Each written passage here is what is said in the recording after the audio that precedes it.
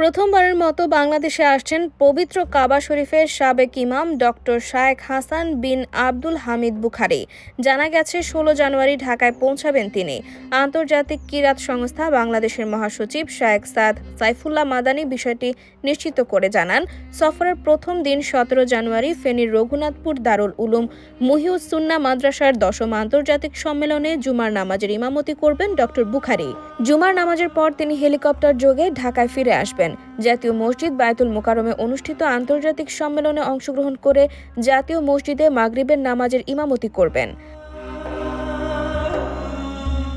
জানা গেছে, বায়তুল মোকাররমের পূর্ব চত্বরে অনুষ্ঠিতব্য এই আন্তর্জাতিক সম্মেলনে বাংলাদেশ, সৌদি আরব, মিশর, ইরান, সংযুক্ত আরব আমিরাত, ইংল্যান্ড, ভারত ও পাকিস্তানের প্রখ্যাত ইসলামিক স্কলার, বিশ্ব বরেণ্য কারিগণ অংশগ্রহণ করবেন। এছাড়াও সরকারের উপদেষ্টা, বিশিষ্ট ব্যবসায়ী, রাজনীতিবিদ, বিভিন্ন দেশের রাষ্ট্রদূত ও কূটনীতিকবৃন্দ অতিথি হিসেবে উপস্থিত থাকবেন এ অনুষ্ঠানে। ডক্টর শায়েখ হাসান বিন আব্দুল হামিদ বুখারী একজন প্রখ্যাত ইসলামিক স্কলার, যিনি কাবা শরীফের ইমাম ও খতিব হিসেবে দায়িত্ব পালন করেছেন। বর্তমানে তিনি মক্কার উম্মুল কুরা বিশ্ববিদ্যালয়ের ডিন ও সৌদি আরবের সর্বোচ্চ ওলামা বোর্ডের সদস্য হিসেবে দায়িত্ব পালন করছেন। তিনি হাদিস ও ইসলামিক ফিকহের উপর গভীর জ্ঞান রাখেন। আন্তর্জাতিক পরিমণ্ডলে তার বক্তৃতা ও লেখালেখির জন্য সুপরিচিত।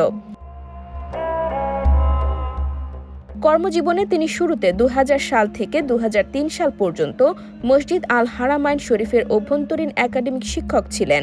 ২০০৪ সাল পর্যন্ত তিনি উম্মুল কুরা বিশ্ববিদ্যালয় আরবি ভাষা ইনস্টিটিউটের প্রভাষক ছিলেন। এরপর তিনি ২০০৮ সাল ২০১৫ সালে দুইবার উক্ত বিশ্ববিদ্যালয়ের সরকারি শিক্ষক হিসেবে কর্মরত ছিলেন। উম্মুল কুরা বিশ্ববিদ্যালয়ের শিক্ষক অনুষদের সদস্য ডক্টর হাসান বুখারীকে ২০১৫ সালে বর্তমান বাদশাহ সালমান বিন আবদুল আজিজ পবিত্র মক্কা হারামাইন শরীফের অতিথি ইমাম হিসেবে নামাজ পড়ানোর সুযোগ করে দেন।